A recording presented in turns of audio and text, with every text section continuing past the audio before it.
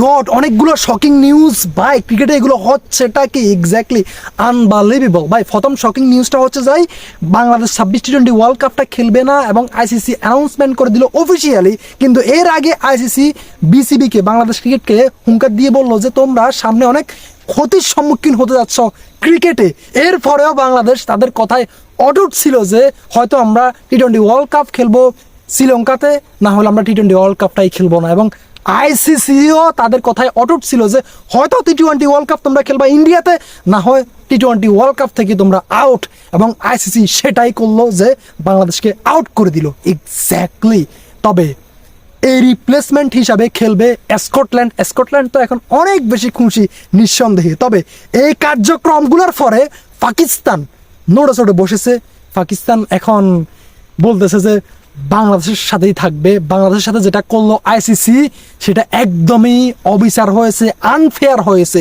এবং তারা সম্ভবত 26 টি20 ওয়ার্ল্ড কাপ বাংলাদেশের সাথে থাকতে, ফাঁসে থাকতে 26 টি20 ওয়ার্ল্ড কাপ বয়কট করতে যাচ্ছে। এক্স্যাক্টলি যে কথাগুলো বললো যে আজকে পাকিস্তানের চেয়ারম্যান, যে আমাদের সরকার এখন দেশে নাই, দেশে আসলে সেই সিদ্ধান্ত নিবে, সেই সিদ্ধান্তের উপরে কিন্তু অনেক কিছু নির্ভর করবে। আমাদের হাতে প্ল্যান এ রয়েছে, আমাদের হাতে প্ল্যান বি রয়েছে, আমাদের হাতে প্ল্যান সি রয়েছে, আমাদের হাতে প্ল্যান ডি রয়েছে।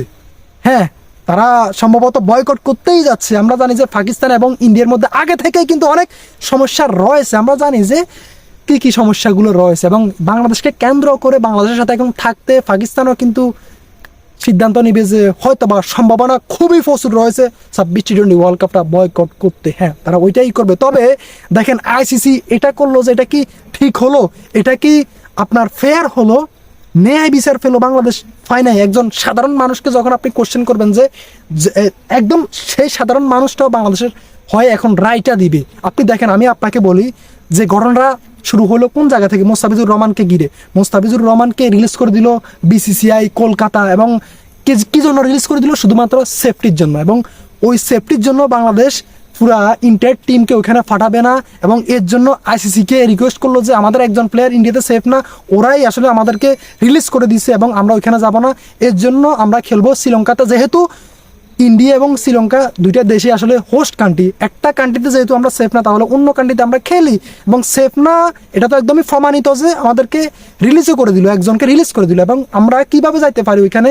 পুরো ইন্ডিয়ার টিমটা এবং ফ্যান্সরা, জার্নালিস্টরা ওইখানে, তো এটা গেলে এটা স্বাভাবিক ব্যাপার হবে না। যেখানে একজন সেফ না, ওইখানে আমরা সবাই কিভাবে সেফ থাকবো? এবং এই কোশ্চেনের আনসারটা আইসিসি একদম স্বাভাবিকভাবে নেয় নাই, স্বাভাবিকভাবে দেয় নাই। তারা বাংলাদেশের সাথে অ্যাগ্রি হয় নাই যে বাংলাদেশ ওইখানে খেলুক। বাংলাদেশকে উল্টা তারা অর্ডার দিল যে হয়তো টি20 ওয়ার্ল্ড কাপ ইন্ডিয়াতে খেলো, না হলে তোমরা টি20 ওয়ার্ল্ড কাপ থেকেই বাদ। এবং আইসিসি ওইটাই করলো। এটা কি ন্যায় বিচার হলো? আপনারা বলেন, এটা কি ন্যায় হলো নাকি অন্যায় হলো? হ্যাঁ, একজন সাধারণ মানুষকে যখন এই কোশ্চেনটা আপনি করবেন, সে নিঃসন্দেহে বলবে যে বাংলাদেশ তাহলে খেলো, শ্রীলঙ্কাতেই খেলো, যেহেতু একটা দেশের সমস্যা রয়েছে এবং যেহেতু দুইটা দেশ হোস্ট কান্ট্রি, আরেকটা দেশে তোমরা খেলো, আরেকটা দেশে যেহেতু খেলা এমনিতেই হবে না। তো এইটা একদমই অন্যায় হয়েছে। এবং পাকিস্তান দ্যাটস ওয়াই বাংলাদেশের সাথে রয়েছে এবং তারাও হয়তো বা সম্ভবত বয়কট করতে যাচ্ছে 26 টি20 ওয়ার্ল্ড কাপ এক্স্যাক্টলি। এবং আলটিমেটলি লস বাংলাদেশের, লস পাকিস্তানের, লস ইন্ডিয়ার, লস আইসিসির। হ্যাঁ, অনেকগুলো টাকা, মিলিয়ন টাকা আপনার লস হতে যাচ্ছে। এবং কি ক্রিকেট এখন ক্রিকেটের জায়গায় নাই। দেখেন বাংলাদেশের এই সিদ্ধান্ত নিয়েছে কে? বর্তমানে গভর্নমেন্ট নিয়েছে। এবং পাকিস্তানের এই সিদ্ধান্ত নিবে কে? গভর্নমেন্ট নিবে। এবং ইন্ডিয়ার এই সিদ্ধান্তগুলো নিচ্ছে কে? গভর্নমেন্ট নিতেছে। আইসিসির এই সিদ্ধান্তগুলো নিতেছে কে? আইসিসি নিতেছে না। আমার মনে হচ্ছে যাই, ভুল ত্রুটি ক্ষমা করবেন, বিসিসিআই এই সিদ্ধান্তগুলো নিতেছে। না হলে আইসিসি বিসিসিআই এর হয়ে এভাবে সিদ্ধান্ত নিতে পারে না। আইসিসি বিসিসিআই এর সাথে এভাবে থাকতে পারে না। নর্মাল একটা কোশ্চেনের আনসার এভাবে দিতে পারে না। বাংলাদেশের সাথে অ্যাগ্রি হয় নাই, এটা স্বাভাবিক নয়। ইন্ডিয়ার সাথে অ্যাগ্রি হয়েছে, ইন্ডিয়ার হয়ে রায়টা দিয়েছে, বাংলাদেশকে আউটে করে দিল আইসিসি। এগুলো স্বাভাবিক ব্যাপার নয়। ক্রিকেট এখন ক্রিকেটের জায়গায় নাই। আইসিসি চেয়ারম্যান জয়শার চেয়ারম্যানকে জানান নিঃসন্দেহে নরেন্দ্র মোদী। তিনি তার সরকারের কথা ফেলে দিয়ে কিছু করতে পারবে না।